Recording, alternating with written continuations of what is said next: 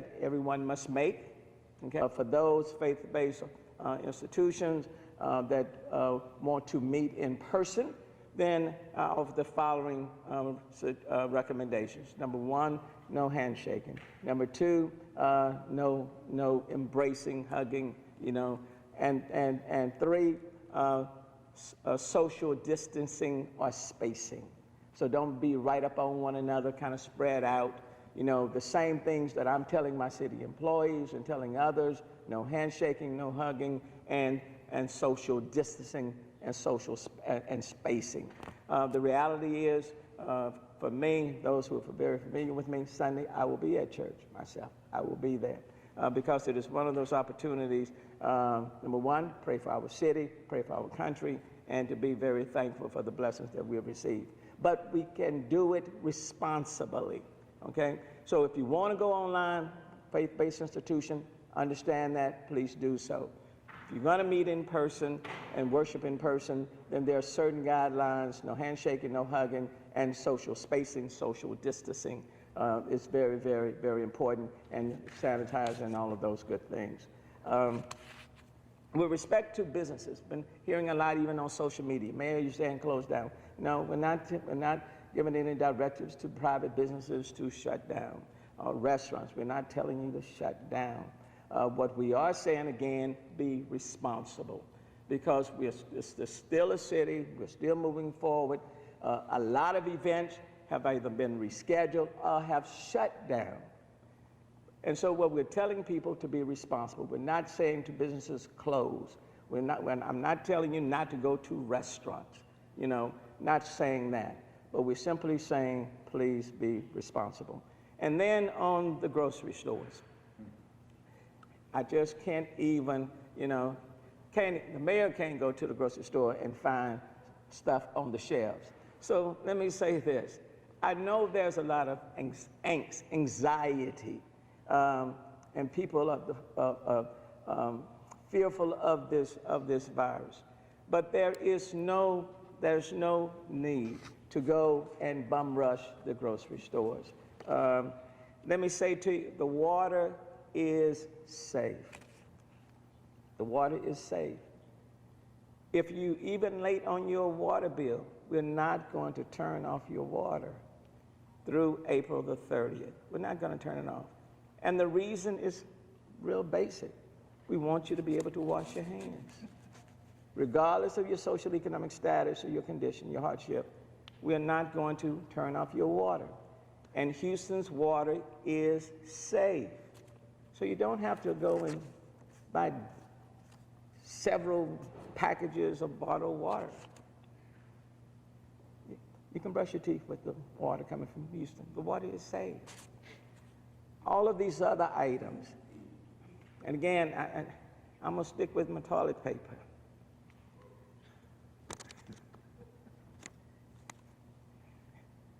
There's no reason to just go and buy it in large quantities, okay? And so let me encourage people, we are taking this coronavirus, COVID-19, very, very seriously. But I also want people to take a collective breath, because again, I don't want the fear of this virus to do more harm to us than the virus itself. Do we anticipate more cases? Yes. Are we taking every measure to slow the progression so we can flatten it out and it doesn't overwhelm our medical health delivery system? Yes. But there is no reason at all to rush the grocery stores. And having said that, let me stop, and now let me bring up Dr. Peirce. Thank you, Mayor. So today, the Houston Health Department reported another case. This is an adult between the ages of 65 and 75 who was on a river cruise in Egypt. It should be noted that this is a different river cruise than the original cruise, which was several of our first cases. So this is a different cruise from Egypt. The patient is, the person is actually doing quite well and is at home. And of the 4 cases that we currently have in Houston, they are all doing quite well and they're all at home.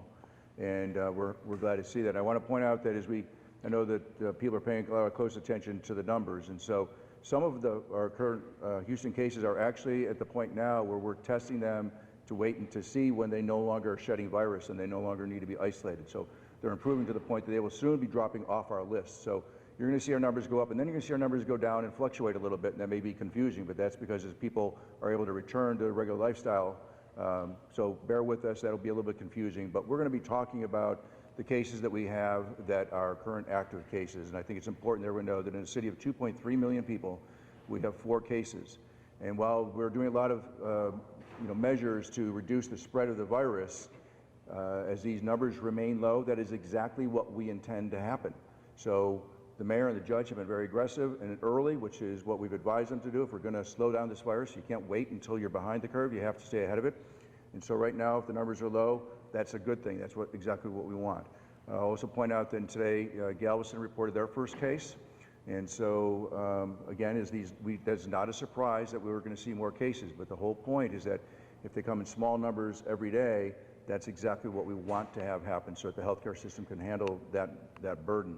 The mayor mentioned that we've doubled the ability to test, and we will be hopefully increasing that even more as we start receiving some more equipment to be able to do more testing.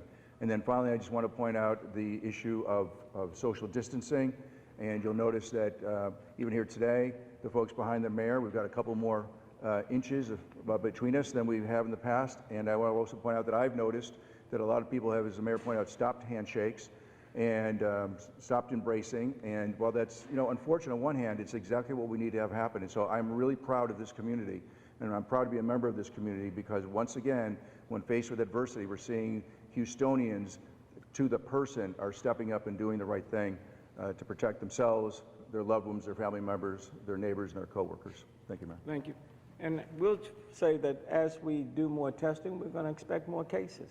Okay? We're going to be in this for a little while.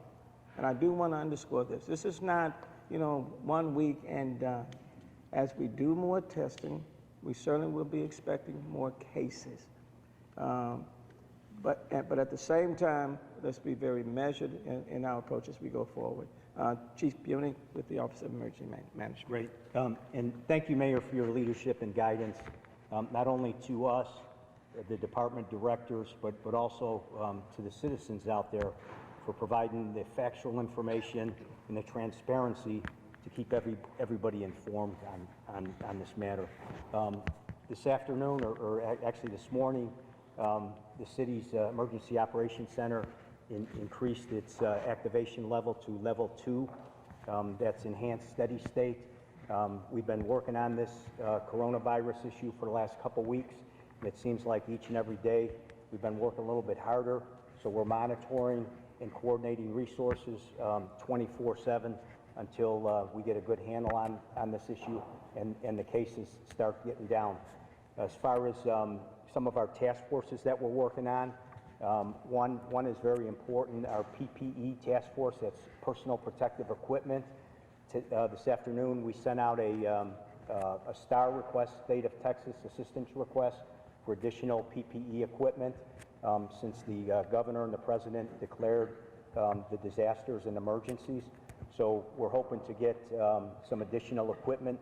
Right now, we've already checked and surveyed with the medical profession through SETRAC and through the TMC hospitals and through our city departments. We do have enough of PPE equipment for first responders and hospitals, but if this issue goes on the long term, we're going to need some additional assistance from the state and federal government for them to open up the strategic national stockpile to get us some additional equipment to keep our health professions and caregivers safe. A couple other things we're working on in the city. We're making sure that all the city facilities are cleaned and sanitized. Our Metro bus, we've been talking with Metro, they're doing enhanced cleaning services.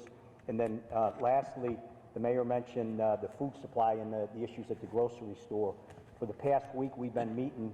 We have a supply chain management group that involves all the local grocers and distribution centers. I was on the phone this morning personally with HEB. They've reassured us that they have ample supplies, just like the mayor said. They're not running out. Their shelves are running a little bit low, but that's a replenishing issue. They're working 24/7 to keep the stock rolling. They have plenty of resources to make sure that everybody gets fed and has plenty of water in the near future. Thank you.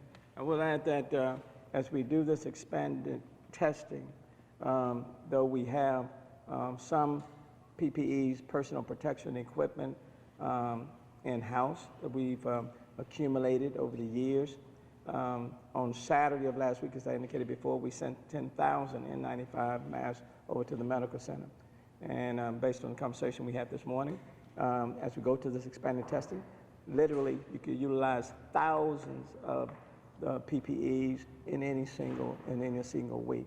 And we're not going to be able to just wait on federal supplies to come. We hope that they will come. And so I've indicated to Tandra Emo, the finance director, and as I indicated to Councilman Kubash not too long ago, that we will have to probably tap our economic stabilization fund to procure PPEs for our testing. So that's going to place a financial strain on the city. But the testing is important in keeping people safe. And as you know, right around the corner, of course, is hurricane season. So you just have to do what you need to do with the situation before us. Chief Pena, the fire department. Thank you, Mayor. So I'm going to give you a quick briefing as far as the fire department's operations and what we've done to prepare for response to the coronavirus. The fire department and the 911 communication center has already made some changes to the call query protocols. So we're asking certain questions. Again, it's to gain situational awareness for our firefighters.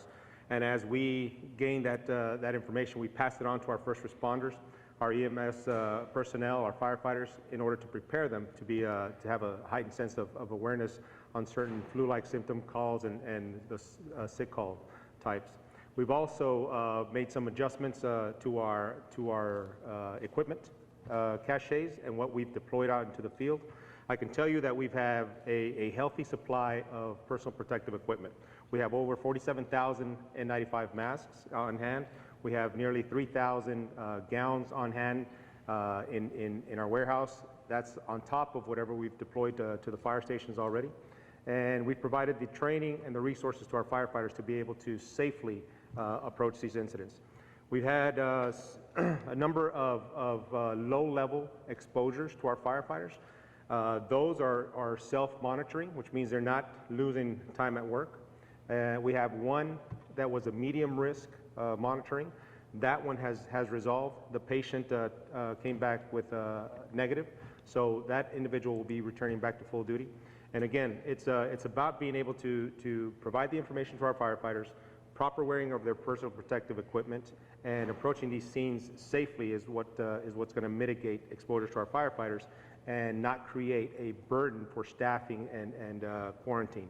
The actions that the mayor has taken in declaring an emergency, a disaster for the city, as well as the governor and now the president, are going to go a long way in ensuring that we are able to access personal protective equipment as it becomes available. One of the issues that everybody is having across the nation is the fact that the supply chain of this equipment, one, is high demand, and two, the supply chain is not as robust as it should be. So, but thankfully, we've been able to plan ahead. We've been able to purchase some things ahead of time, and which allowed us to do have a healthy supply of that equipment. And you know, again, I think what we've been able to demonstrate here with what the mayor said, what the other city departments have done, is that the systems are falling in place. Okay, and this is a manageable situation. And what I would recommend is that people just use common sense. You know, don't touch your face or your nose or your mouth without washing your hands first. Use common sense, spacing, distancing. That's going to go a long way in limiting the number of exposures, and it's going to go a long way in allowing us to properly serve this city. I want to reiterate, we are not closing down. The fire department is at full strength at this moment. We're staffing every available apparatus that we have in the system, and we're going to continue to do so in the foreseeable future. We see nothing changing as far as our deployment status. how we're deploying, and the equipment that we have available for our firefighters. So, okay? Thank you. Thank you. Chief Fenner. Good evening, everybody. Thank you for your leadership, Mayor. I don't want to repeat everything that the Chief Pena said. In our response is very similar. We've taken the extra steps and we're at full force.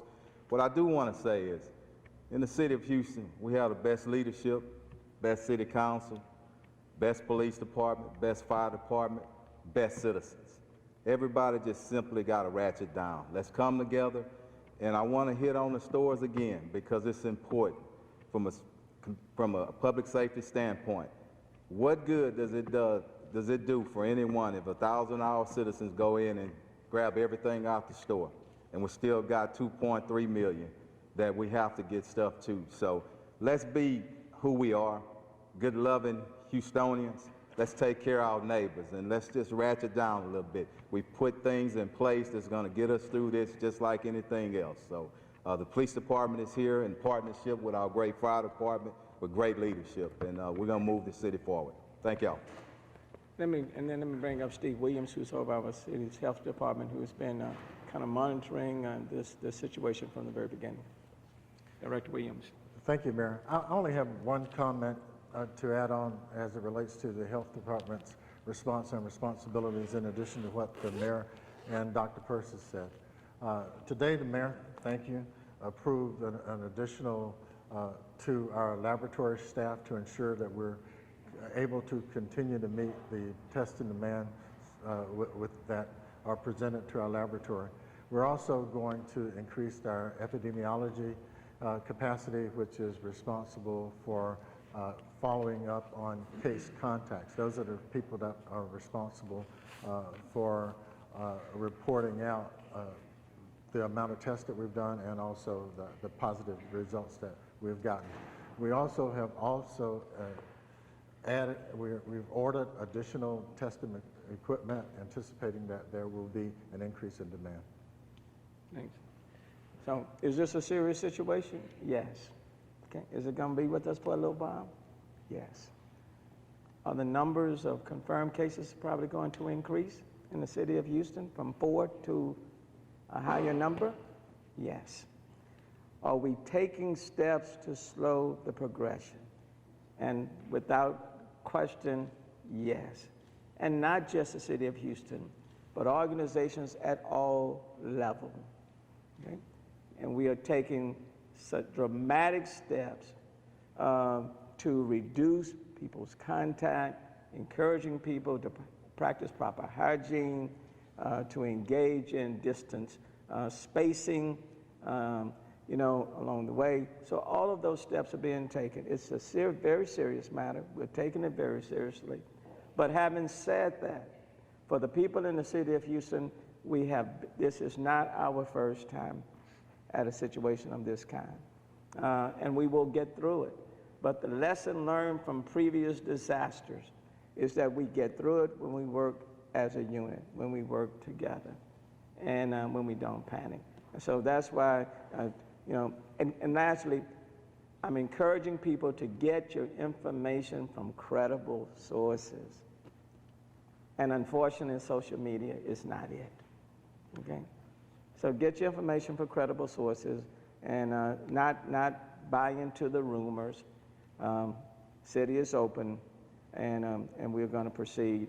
And now every day, every week may be different.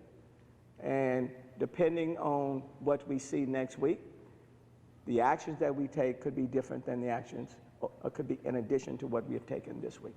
But we'll take it day by day. Now, let me stop. Any questions to any of us? We've been telling people if they have symptoms, call your doctor. Don't go to the hospital. The weekend is here. A lot of doctors, are not in their offices. What advice would you give to people over the weekend if they think they have symptoms or they're becoming concerned? They certainly could call the city's number, which is 832-393-4220. They can do that. Dr. Purse? Steve? Dr. Purse, you want to add to that? Yeah, so you're right. The weekends are a bit of a challenge. The clinics that are usually open Monday through Friday are often closed on the weekend. And so the other thing to keep in mind is that most people are going to have a mild illness. About 80% of folks have a mild illness. So if on Saturday morning somebody wakes up and they think that they may have it, and they call their doctor and they get the answering machine and they can't say, if they're not critically ill, if they're not seriously ill, just isolate yourself at home so you don't expose your family members. Wait till Monday. Again, you know, assuming that you remain pretty healthy the whole time. But anytime somebody gets seriously ill, that would be the time to call ahead to the emergency department and go. That's the only time somebody should go to the emergency department with this, is if they're really seriously ill. But in the meantime, because most people are having mild illness and because there's no specific treatment, right? So they've got a couple your doctor and get into the system.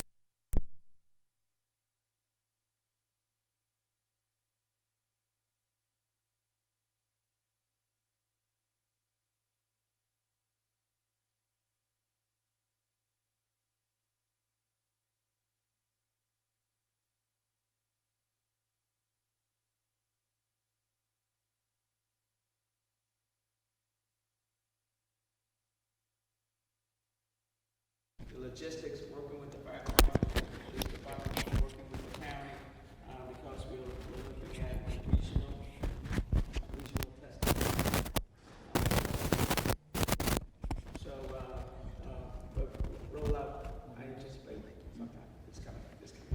What exactly does expanded testing for the capacity increase is for anyone? And by next week, should we expect Monday, or do we not know when that capacity will go? Yeah, I wouldn't say Monday, and what I mean when I say expanded, right now what the Texas Medical Center, the hospitals are saying to us is that they have enough capacity to take care of the people that are coming to their respective hospitals. Okay, so for the people who are coming to their respective hospitals right now, they have enough capacity to handle that load. Now what we're talking about is going beyond the hospital walls themselves and testing out in the community, still probably with a doctor's notice or something like that, but expanding beyond just individuals who may just be coming to their hospitals. Dr. Person. Yeah. No, the mayor's exactly right. So right now, and I think it's important that everybody hear what the mayor said, is that the hospitals are able to meet the demand of the folks who are coming in and who need to be tested, who medically need to be tested. And yes, they're having folks who are coming in who are, you know, simply scared. They have no contact with anyone. They don't have any of the symptoms, and those folks are generally not being tested. But people who have the right story, the right physical exam, the right findings when they evaluate the patients, they are being tested, and the hospitals are able to keep up with that testing. Our public health lab is able to keep up with the demand that we're getting from those places that don't have their own testing ability. And so, you know, it was only a week or two ago when the hospitals weren't yet testing, but they are now. And so as a community, we have more depth, which is going to take a little bit of the load off of our public health lab so we can serve those who don't have any other way to get tested. When I say those, I mean those hospitals and those medical facilities. And as the mayor pointed out, we're working on expanding that. Again, the concept is to stay ahead of the event. So right now in the city of Houston, we've got 4 cases out of 2.3 million people. We've done several dozen tests of people who met the indications for it, but we know it's coming. And so the goal is to be ahead of this so that when people, you know, if the virus, and we have to assume unfortunately that it will, but that's our job, but if the virus should spread and we start getting an increased number of people, we will then have the testing capacity to meet that demand. So right now we remain ahead of the demand, which is where we want to be. What would you recommend to those who don't have health insurance, who are nervous about even showing up to a hospital or ER or doctor's facility because of those high costs? We've been very sensitive to people who may not have a primary physician, and so we want to encourage those persons to call the city's number, and that's 832-393-4220. We've also been very sensitive to our homeless population. And I've also approved additional funding for the personal protective equipment for people who will be going out to our homeless population. We don't want to leave anyone out. I will tell you, I was on a conference call today with 84 other mayors, including the mayor of Seattle, who is like the epicenter, in which she was providing advice to all the rest of us, and that is to, they had their first case, but then it was like 2 weeks later that things just started really escalating. And one of her lessons was to get on it early, okay, to take the necessary steps early, to avoid these large events and all this, to do it. Don't wait for the cases to show up, because if there's one, you can assume that there are others out there. So don't wait until your numbers get up into the 30s, 40s. Assume if there's one, then take the necessary steps to start, avoiding these events and get ahead of it to try to contain and then mitigate. And that will help in the long run. And that's what we're attempting to do. Mayor, the drive-through testing, it's working in other places. Is it challenging from the vantage point that you're trying to ensure that you're not going to have massive people show up as they have here, I'm here, I'm driving, how do I get tested? The setup is that kind of fluid with the challenges with this setup? The challenges with it, number one, is that when you're doing I want to say expanded testing beyond the walls of the hospital, for example, number one, you have to have the PPEs, the personal protection equipment, especially for the healthcare providers. Because if they're not adorned with the proper equipment and then they contract the virus, then you've got the healthcare providers who are impacted, and that impacts everyone else. So the PPEs and what the doctors have said to us, that's a critical component. That's a must. You have to have those to get started. And then the second thing, for example, would be like the trailers, where you're setting up. And we are working, and we're working with the county, and we'll provide those. And then you have to have the security out there. So that's important with your first responders. And then the question is, who is being tested? And if you're not showing any symptoms, then there's no reason for you to be tested. And so like in Denver, for example, in Colorado, you have to have a doctor's order, some sort of order. Not everyone can just come and show up. And so the question is, okay, so what are the requirements for people to come? And so we're working through those particular logistics. Mayor, when you talk to the vulnerable communities, especially the homeless, there's also the incomes and documents that partners are scared, terrified of this situation, and they don't have help. What is the message for them? Well, and I'm glad you asked this, and that is that we don't want to exclude them at all. We want to be very sensitive to them. I would tell you in the meeting this morning with the healthcare providers, Judge Lena Hidalgo was there this morning, and that was one of her major points to our immigrant community, individuals who may not be documented, because this is the time it doesn't matter what your status is. We don't want anyone to contract the virus, and we want to make sure that everyone is attended to. So as we set up these protocols or set up these testing sites, we want to make sure that they are accessible to everyone, and we want to let people know that no one is excluded from making sure that we are responding to your needs and your health and your safety and your welfare. Everyone is included. And if you will, on that point, because it's so important, Chief Pena, if you will speak to that. Sure. You want me to speak to that in Spanish? Yes. Bueno, lo que queremos decir y lo que dijo el alcalde Turner es que a la comunidad migratoria no importa su situación migratoria. Si tienen caso de llamar a asistencia, que no tengan temor o no tengan miedo de llamar para asistencia. Para eso estamos aquí. Está el Departamento de Bomberos, el Departamento de Policía y otros departamentos de la ciudad para asistirlos en estos casos. Es muy importante comunicar que esta situación del coronavirus no importa el estatus migratorio, ¿sí? Si ustedes necesitan ayuda, acudan a su doctor o acudan a los servicios que están disponibles en la ciudad. Queremos comunicar eso a nuestra comunidad migratoria, porque es muy importante que todos estamos aquí juntos para poder combatir este virus juntos, y queremos que no tengan temor, que no tengan miedo de llamar para cualquier asistencia que se necesite. The One Health approach works. When are we going to start hearing the voices of the vets in this discussion? Say it one more time, I missed it. Maybe Dr. Pierce will be able to provide an answer. I said the One Health approach works, which is a relationship between the environment, agriculture, and animals. So when the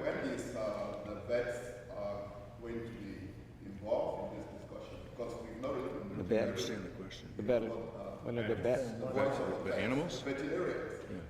So I believe that around the globe, we've only got one documented case of a domestic animal being infected with this. So I'm not a veterinarian, but at this point, that's a low risk as far as I know, and we have bigger risks working with about humans. Now, that may become an issue, but in China, which has thousands and thousands of cases and Wuhan is a very modern city, we're not hearing that domestic animals have been a problem. Like I said, there's one case that I've heard of, maybe somebody's heard of more, but there's only the one case that I've heard about, and it has not been an issue that has been broadcast for us to worry about. So I think, for the most part, it's going to be okay. The veterinarians are watching the news, and the veterinarians that I've talked to have told me, because I've reached out to them to ask, they've told me it's not something to worry about, but I do know they are paying attention and keeping an eye on things. But what they've told me directly is that they don't anticipate domestic pets being an issue with this virus. Because the origin of the virus itself, since we said it's new,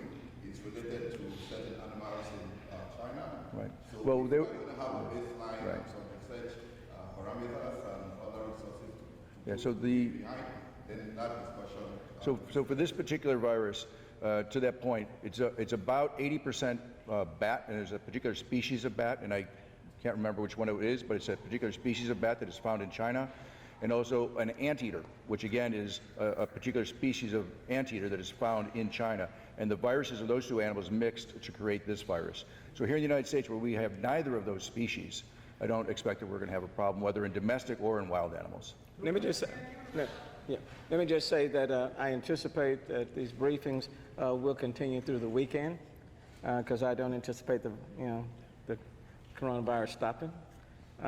So we'll continue to have these briefings, because what is important is for people to get the information, because that's what's driving people's anxieties and their fears when they're getting misinformation and rumors. I will tell you, this is new territory for everybody. I mean, this is new territory. We have not experienced anything like this. And all of the mayors that were on the conference call are in agreement. This is just new territory. So I wish I could tell people by the end of next week we'll be through it, or by the end of March we will be through it. Or the fact that the weather is getting much warmer, and this is a seasonal deal. But we just literally do not know. But what I do know, in order for us to get through it, all of us will have to pace ourselves. And that's why we will work against each other if we rush to the grocery stores as if the storm is going to land tomorrow and we're stocking up for the next 3 to 4 days. This is not that type of matter. It doesn't work this way. In order for us to get through it, we're going to literally have to pace ourselves and work with one another and change our habits. And in a city that's so friendly, we're just going to have to stop shaking hands and, embracing, and we're going to have to engage in some social distancing or spacing. And that's what I said to the faith-based leaders. For now and in the foreseeable future, we're going to have to learn even how to worship in a different way. Not so close, kind of separate yourselves a little bit, in some cases online, but we will get through it. And that's why we're not telling businesses to shut down or restaurants to shut down. We're just going to have to find a way to carry on our day-to-day business, but do it in a responsible fashion. The city of Houston, for the 21,000 employees in the city of Houston, on Monday, I will see you at your post. The impact of the president's emergency declaration on the city of Houston specifically at this point? I would tell you that the president's declaration was very, very, it was very important, because we're having to expend dollars ahead of time, and quite frankly, for the Economic Stabilization Fund, the money was just going to be put back in full in June of this year. So we're having to look at pulling from that fund right now, with the hurricane season coming right behind this. So, And hopefully that the emergency declaration will free up more resources and will help us to maybe move forward even quicker with procurement and things of that nature, because I anticipate we're going to be in this situation for the next several weeks, if not the next several months. So we'll be in this situation for a while. Thank you all so very much, and we'll be having these conferences, press conferences, even over the weekend. Thanks, Mayor.